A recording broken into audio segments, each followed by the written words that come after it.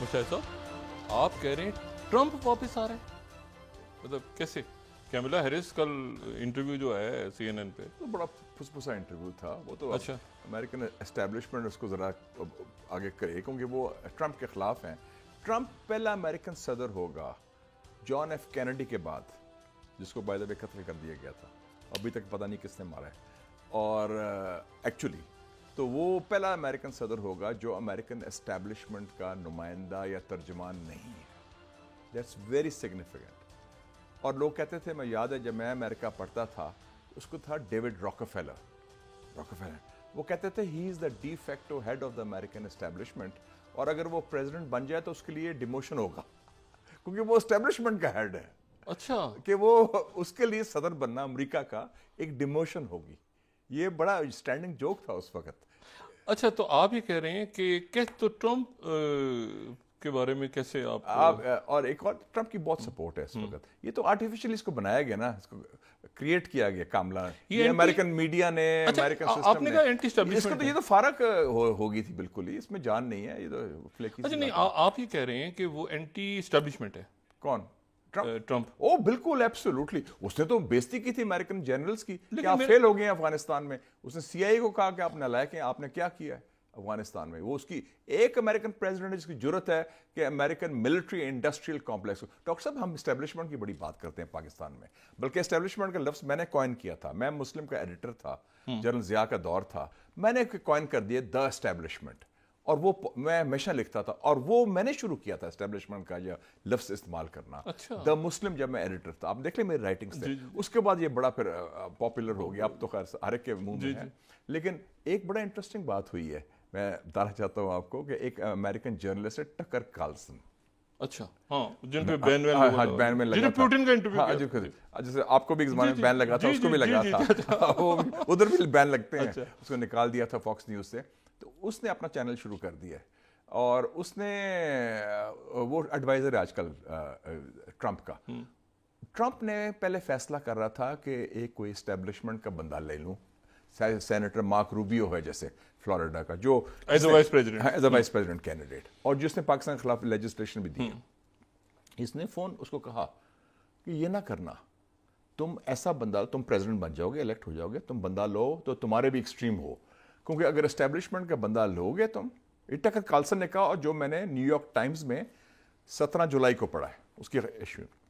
اس نے کہا کہ اگر تم نے لے لیا اسٹیبلشمنٹ کا بندہ، تم الیکشن جیت جاؤ گے، اس کے بعد امریکن ڈیپ اسٹیٹ تمہیں مروا دے گی. They will assassinate you. So then there is establishment and there is deep state. Deep state. Deep state is a state within a state. وہ انویزیبل ہوتی ہے. اسٹیبلشمنٹ ذرا اوپر ہے، اسٹیبلشمنٹ اوپر ہوتی ہے، آپ کو ان کے چہرے بھی نظر آتے ہیں، اس کے ان کے بیک گراؤنڈ. ڈیپ اسٹیٹ ہوتی ہے وہ انویزیبل ہوتی ہے، وہ اصل کام وہ کرتی ہے، اور خاص کر ڈرٹی ٹرکس، کوورٹ آپریشنز، یہ وہ سارا کچھ. اور وہ جو چلاتی ہے اس کے بندے نظر نہیں آئیں گے، کوئی پکڑے بھی نہیں جائیں گے. So you know that's interesting. تو ہی از اینٹی اسٹیبلشمنٹ اور اینٹی ڈیپ اسٹیٹ. کون؟ ٹرمپ تو ڈیپ اسٹیٹ کو اٹیک کرتا ہے اوپنلی. وہ تو اوپنلی کہتا ہے کہ یہ ڈیپ اسٹیٹ میرے خلاف ہے، بلکہ وہ تو کہتا ہے کہ نہیں. تو اب وائس پریزیڈنٹ کو اس لیے لکھ رہا ہے جو اس سے بھی ایکسٹریم ہے، اس سے بھی ایکسٹریم ہے، تاکہ اگر اسے کچھ ہو تو یہ آ جائے جو اور اینٹائی. اس نے کہا کہ ٹکر کارلسن نے باقاعدہ اسے کہا کہ تمہیں مروا دیں گے آپ کے، اگر اس کو لے کر آئے. اگر جو کیونکہ وہ کہیں گے یہ تو اپنا بندہ آ گیا تو اس کو فارغ کر دو. They will assassinate you. یہ 21ویں صدی میں امریکہ جو سب سے پرانی جمہوریت ہے، میں اس کی بات کر رہا ہوں، تھرڈ ورلڈ کی نہیں بات کر رہا. ہم کہتے ہیں نا اسٹیبلشمنٹ نے یہ کیا، پاکستان میں اسٹیبلشمنٹ نے وہ کیا. Establishment is everywhere doctor صاحب، and there is also a deep state. تو اب وہاں پہ ٹرمپ آ رہا ہے، آپ کہہ رہے ہیں؟ میں تو کہہ رہا ہوں ٹرمپ آ رہا ہے بالکل. اور ڈیپ اسٹیٹ نہیں چاہتی، then what will happen؟ اب وہ بڑا لکی ہے، سروائیوڈ این اسیسینیشن اٹمپٹ. نہیں کوئی مطلب دیکھیں ہنگامے ہوئے تھے، بڑا نہیں میں ابھی کی بات کر رہا ہوں، وہ تو پہلے کی بات. اچھا ٹرمپ ابھی، ہاں ٹرمپ کے جو ابھی اسیسینیشن نہیں ہوئی تھی اس کی، وہ تو بچ گیا تھا. تو یو تھنک کہ ڈیپ اسٹیٹ یا نہیں، میں نہیں یہ کہتا، لیکن سچویشن ایسی ہے، اور ہی از اے اسٹرانگ کینڈیڈیٹ، اور میرے خیال میں ڈبیٹ میں وہ اس کا تیا پانچا کر دے گا کاملا کا. اچھا، اور پریزیڈنٹ ہوگا جو ڈیپ اسٹیٹ. نا یہ بندہ ہے، وہ کہتا ہے نئی جنگیں نہ کریں، میک امریکہ گریٹ اگین. وہ یہ کہتا ہے کہ نارتھ کوریا کا لیڈر جو ہے the honourable Kim Jong Un سے میں بات کروں گا، پیس کروں گا، میں یوکرین کی جنگ ختم کروں گا، میں نئی جنگیں شروع نہیں کروں گا. میں نیٹو کو بھی ختم کر سکتا ہوں. پیوٹن ہاں پوٹن سے میں بات کروں گا. تو یہ تو اس کا مطلب ہے عالمی امن کے لیے تو بہتر ہے. یہ ہی از ناٹ اے وار مانگر. وہ جو امریکن ملٹری انڈسٹریل کمپلیکس ہے, جو امریکن اسٹیبلشمنٹ کا کور ہے, وہ تو ایک پرماننٹ وار مشین ہوگی نا, کہ ہر وقت جنگیں کرتے رہو. We can't afford it. اور اس کا ازالہ ہمیں دینا پڑتا ہے. ساتھ جو 20 سال جنگ کی انہوں نے افغانستان میں. اچھا یہ اگر فرض کریں کہ اچھا اس پہ تو بعد میں دیکھتے ہیں کہ بڑی عجیب سچویشن ڈیولپ ہو رئی ہے امریکہ میں بھی. اس کا مطلب ہے یہ جو امریکہ میں زیادہ پولرائزیشن پاکستان سے زیادہ ہے by the way, for your information. مطلب دو ملکوں کے کمپیریزن ہو رہا ہے. میں کمپیریزن ہو رہا ہوں. اور ہمارے پھر بھی نسبتاً سی پیک پر میں 8 لوگوں کو لا سکتا ہوں, اور حزب اختلاف اور حزب اقتدار کو, اور وہ گالی گلوچ نہیں ہوتا. وہاں مشکل ہے, وہاں نہیں ہو سکتا اس سٹیج میں. وہاں اچھا یہ بتائیں کہ یہ آپ نے جو بات کی کہ ایران کا ڈائلاگ کھل رہا ہے, ایران کا بڑا اس وقت. اچھا ویسٹ ڈائلاگ کھل رہا ہے, لیکن غزہ, لیبنان, وہ چل رہا ہے دونوں, ویسٹ بینک, وہ دونوں ٹریک چل رہے ہیں. ہوتیز, ہوتیز یہ کیا یہ ایران نے ایک ان کی بڑی اسٹرینتھ ہے کہ ان کے تناہ ہونے کے باوجود, آئسولیشن کے باوجود, پریشر کے باوجود, عراق, سیریا, لبنان, یمن پر ان کا جو اثر ہے وہ کسی اور عرب ملک سے زیادہ ہے اس وقت ایران کا.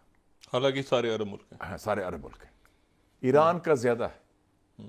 سو اس کا مطلب ہے ان کی خارجہ پالیسی میں کتنی فلیکسیبلٹی, لچک ہے, اور اس کی کتنے ڈائمنشنز ہے. اور ان کے جو حلیف میں نہ صرف حماس ہے, حزب اللہ جو لبنان میں ہے, ہوتیز جو یمن میں ہے. یہ تو بڑی انہوں نے اپنا انفلوئنس کیا. وہ اسرائیل کی جنگ کو بھی انفلوئنس کر رہے ہیں.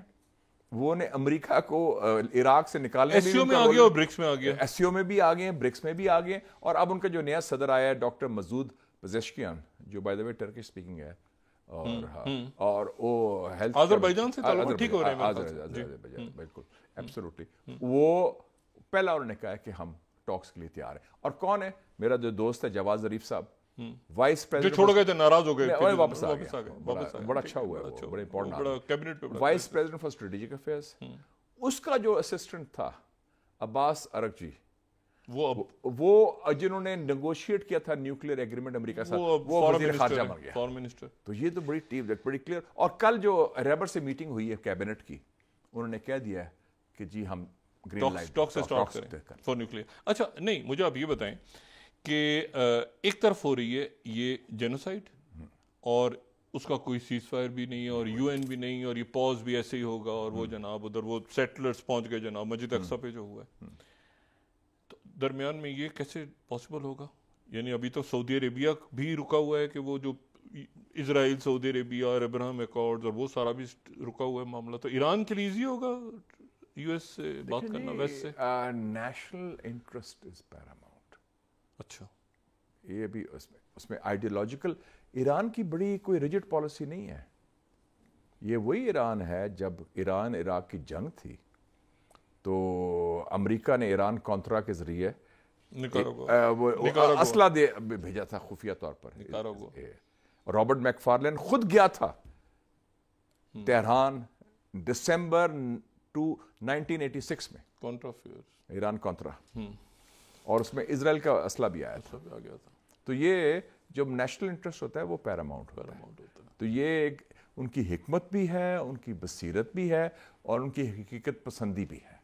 لیکن ان کا اصولی موقف قائم ہے فلسطین کے ساتھ. وہ کھڑے ہیں پوری طرح سپورٹ کر. سب سے زیادہ حماس کی سپورٹ کون کر رہا ہے؟ یہ اسلامی جہاد کی ایران کر رہا ہے. حزب اللہ کو 1 لاکھ راکٹ کس نے دیے ہیں؟ ایران نے دیے. ہوتیز کو اسلحہ کس نے دیا؟ ایران نے دیا. وہ اپنی جگہ ہے. تھوڑی دیر کے تھوڑا سا اور زوم آؤٹ کروں. اس پورے ٹرموائل میں, کیوس میں, یہ کہیں بیلٹ اینڈ روڈ چائنا کا ہے, بیلٹ اینڈ روڈ انیشیٹو, ادھر میانمار میں, ادھر بنگلہ دیش, ادھر یہ ایران, یہ مڈل ایسٹ کا ٹرموائل, ادھر وہ سودان میں لڑ رہے ہیں دونوں آپس میں جنرلز, ادھر لیبیا میں وہ پھر خلیفہ belt and road initiative is going strong. ابھی کل میٹنگ ہوئی ہے بائیڈن کے national security adviser Jake Sullivan کی اور شی جن پنگ کی. انہوں نے کہا کہ بائیڈن نے اس کے کہا کہ بائیڈن کا پیغام ہے کہ ہاں کمپٹیشن کو ہم کانفلکٹ نہیں بنانا چاہتے.